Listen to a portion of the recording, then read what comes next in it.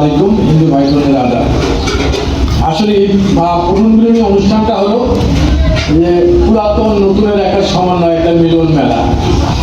এবং এই মিলন মেলাটা হয় এই কারণেই যে এই স্কুলের থেকে অধ্যয়নরত ছাত্রছাত্রীরা বিভিন্ন জায়গায় পরবর্তী সময়ে বিভিন্ন বড় বড় প্রতিষ্ঠানে যায়, তাদের মধ্যে হয়তো একটা কমিউনিকেশন গ্যাপ হয়, যাতে এটা সেতু বন্ধনটা যেন থাকে, যার কারণে পুনর্মিলনী অনুষ্ঠানগুলো করা হয়।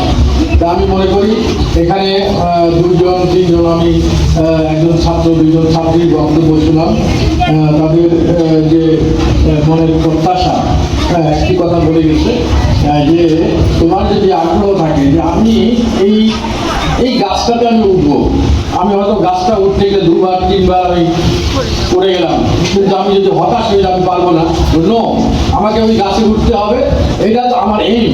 যদি আমার এইমটা ঠিক থাকে, ওই লক্ষ্যটা ঠিক থাকে, ওই কথা আছে না, যদি লক্ষ্য থাকে অটুট, সেই লক্ষ্য যদি তোমার ঠিক থাকে, তুমি 10 বার পড়ে যাবা, আবার তুমি ঠিক তোমার অভিষ্ট লক্ষ্যে তুমি পৌঁছবে। আমি আজকে সরোয়ার্দী মেডিকেল কলেজে পড়ে, আজকে রংপুর মেডিকেল কলেজে পড়ছে। আমরা এখানে 3টা জিনিসের সমন্বয় লাগে।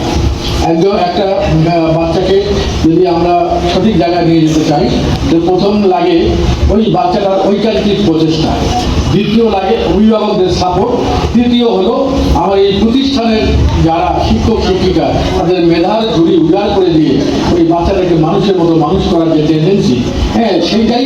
এই 3টা জিনিসে যদি সমন্বয় হয়, তাহলে আপনি নিশ্চিত জানবেন আপনার ওই সন্তানটা একদিন টুডে অর টুমরো একদিন অভিজ্ঞ লক্ষ্যে পৌঁছবে। তা আমি মনে করি এখানকার শিক্ষক শিক্ষিকাদের কোনো ঘাটতি নাই, তাদের চেষ্টার কোনো ঘাটতি নাই। এখন কিন্তু আর গোবরের পদ্মফুল করে না। এখন পদ্মফুল ফুরাইতে গেলে ওকে সার দিতে হয়, ওকে কীটনাশক দিতে হয়, ওকে কাটিং করতে হয়, অনেক কিছু করে পানি দিতে হয়, দিয়ে এখন গোবরের আঁকা এখন পদ্মফুল ফুটাতে হয়। এখন যে কম্পিটিশনের যুগ, আপনার সবাই একটা উদ্দেশ্য, আমার সন্তান কীভাবে আমি অভিষ্ট লক্ষ্যে নিয়ে যাবো। সেখানে আপনার বাচ্চা কম্পিটিশন করে ওই জায়গায় নিয়ে যেতে গেলে আপনাকে এগুলো সমন্বয় করতে হবে। তা আমি আহ্বান জানাবো, আসলে আমাদের যে এলাকায় এই প্রতিষ্ঠানটা, সেই এলাকায় আসলে বিত্তবান মানুষের সংখ্যা খুবই কম। এখানে অন্তত মিডল ক্লাস বা লোয়ার ক্লাস মানুষের বেশি বাস। সেখান থেকে যারা এখন তো শিক্ষা ব্যবস্থার একটা কমার্শিয়াল টাইপ হয়ে গেছে, যারা এখন ক্যানফার্লি, police line school, high school, government girls এর মধ্যেই সীমাবদ্ধ হয়ে গেছে। আমাদের যারা ভালো ছাত্রছাত্রী তাদেরকে থেকে তারা উপরের দিকে নিয়ে যাচ্ছে, আর মিডল ক্লাস নিচের ক্লাসের যারা আছে তারা আমাদের বিভিন্ন প্রতিষ্ঠানে কিন্ডার গার্ডেন বা এই প্রি গার্ডেন স্কুলগুলোতে লেখাপড়া করছে। এদেরকে আবার শানিত করে তৈরি করা, ওদের সমকক্ষ করে তৈরি করা ইট ইজ ভেরি টাফ। তারপরেও আমার এই শিক্ষক শিক্ষা যে চেষ্টা করে তাদের এই ছোট্ট একটা অবয়বের মধ্যে একটা স্কুল প্রতিষ্ঠান, সেখান থেকে একটা ভিত্তি, বেশ ফাউন্ডেশনটা যদি শক্ত হয়, তাহলে সেই ভিত্তির মধ্যে হাই রাইজ বিল্ডিং করা সম্ভব। আজকে যে আমি ছাত্রছাত্রীদের কথা শুনলাম, আমি অত্যন্ত আশাবাদী যে এই প্রতিষ্ঠানের ছাত্রছাত্রীরা আগামী দিনে যারা এখন লেখাপড়া করছে তাদের ঐকান্তিক চেষ্টা যদি থাকে, তোমাদের শিক্ষকদের যে অফুরন্ত সাপোর্ট, সেই সাপোর্ট দিয়ে ওই ধরনের বিদ্যাপীঠকে তোমরা বিট দিয়ে তোমাদের সেই তোমার সাফল্য অর্জন করতে পারবা, এটা আমি প্রত্যাশা করি। আমি সকলকে আমার পক্ষ থেকে শুভেচ্ছা জানাচ্ছি। আর যে কথাটা ম্যাম বলেছেন যে আসলে আমাদের পৃষ্ঠপোষকতার বিষয়টা, অবশ্যই পৃষ্ঠপোষকতা করা হবে। ভালো কাজে প্রতি আমাদের পৃষ্ঠপোষকতা করা, এটা আমাদের দায়িত্ব। আমি সিটি কর্পোরেশনের সম্মানিত কাউন্সিলর এখানে আছে, অবশ্যই যে কোনো রিকোয়ারমেন্ট, যে কোনো প্রয়োজন আপনারা জানাবেন, আমরা রংপুর সিটি কর্পোরেশনের পক্ষ থেকে সাপোর্ট ইনশাআল্লাহ অবশ্যই দেবো। কারণ হলো কি, আমরা বিশেষ করে আমি একজন শিক্ষক ছিলাম, আমি একজন বিএসসি শিক্ষক হিসাবে কিছুদিন আমার হঠাৎ করে আমার স্কুলের বিএসসি শিক্ষক মারা গেল, একটা শূন্যতার সৃষ্টি হলো।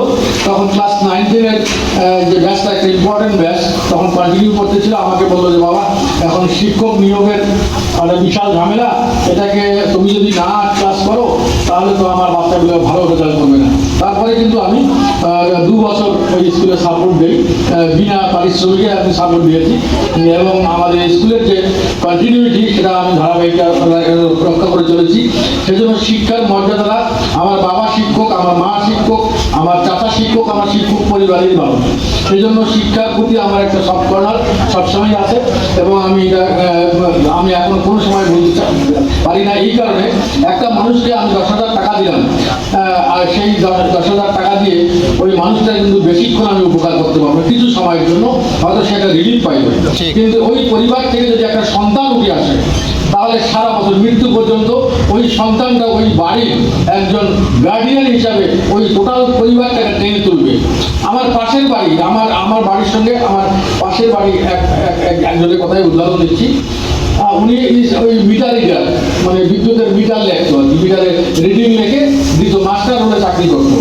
তার একটা ছেলে একটা মেয়ে, ছেলেটা মেধাবী, পাশের আমার একদম আমার বাড়ির সঙ্গে লাগা বাড়িটা সেন্দাদুল রহমান তোতা, তার ছেলে একটা খুবই মেধাবী, সে ক্লাস 5-এ স্টাইপেন্ড পাইল, ক্লাস 8-এ ম্যাট্রিকে ভালো রেজাল্ট করলো, ইন্টারে করলো, সে যেখানেই পরীক্ষা দেয় সেখানে টিকে, মানে এমন একটা জায়গায় সে টেস্ট দেয় সে কোয়ালিফাই করে না, সে এখন কাস্টমের অনেক বড় অফিসার। তা আমার এখন দেখবেন যে আমার পাশের বাড়িটা, আমার বাড়িটাকে সে উপরের দিকে উঠে গেছে আমার বড় সময় গেলে। তাহলে একটা পরিবারের একটা সন্তান, একটা পরিবার থেকে একটা সন্তান উঠে আসলে আর বেশি কিছু প্রয়োজন হয় না। আমি মনে করি সেই জন্য আমি লেখাপড়ার উপরে গুরুত্বটা বেশি দেই, এই কারণে যে লেখাপড়ার সাপোর্ট আমি বলি না, এখানে অনেকে আছে বা আমি ওইগুলো বলতে চাই না, আমি বিভিন্ন জায়গায়, বিভিন্ন বিশ্ববিদ্যালয়, বিভিন্ন মেডিকেল কলেজে আমাদের মেধাবী যারা সচ্ছল না, অসচ্ছল, তারা আমার কাছে গেলে আমি তাদের যতটুকু লাগে, কত টাকা দরকার তোমার সেই টাকাটা সাপোর্ট দিই। হ্যাঁ, আমি ব্যক্তিগত প্রতি মাসে মাসে কিছু ছাত্রছাত্রীকে টাকা দিই। হ্যাঁ, এটা কিন্তু অন্য কোনো উদ্দেশ্য না, আমার কথা হলো ও এস্টাবলিশ হয়, ও যেন ওর পরিবারটার হাল ধরতে পারে, তাহলে আর আমি মনে করি এর চাইতে বড় সহযোগিতা আর হয় না। সেই জন্য আমি মনে করি এই প্রতিষ্ঠানটা একটা মেধাবী গড়ার সূচিকাটা। তা আমি এই প্রতিষ্ঠানের যে কোনো রিকোয়ারমেন্ট ম্যাম আপনাকে জানাবেন, আমরা সাধ্যমতো রংপুর সিটি কর্পোরেশনের পক্ষ থেকে সহযোগিতা করা হবে। আরও যেন এইভাবে আপনারা প্রতিভাবান ছেলেদেরকে মেয়েদেরকে তৈরি করতে পারেন, সেই দোয়া থাকলো ইনশাআল্লাহ। আর এমদাদ ভাই তো আছেন, আমরা সবাই মিলে আমরা ঐক্যবদ্ধ প্রচেষ্টার মাধ্যমে এই এলাকায় এই বিদ্যার্থীটাকে আমরা প্রতিষ্ঠিত করার জন্য আমরা দায়িত্ব পালন করব, এই প্রত্যাশা রাখি। আমি এখানে আমার ভাবি আসছে, বৌদি আসছে, রাধারানী সরকার, আপনারা শুনেছেন যে রংপুরের সেই আঞ্চলিক ভাওয়াইয়ার আমি মনে করি প্রতিষ্ঠাতার কাছাকাছি সিরাজউদ্দিন সাহেব ছিলেন, মারা গেছেন। আর রাধারানী সরকার আছে, উনি গান শোনাবেন, গাড়ির চাঁদ গাড়ি আকাশি আকালি, হ্যাঁ, সেই গানটা উনি বলবেন।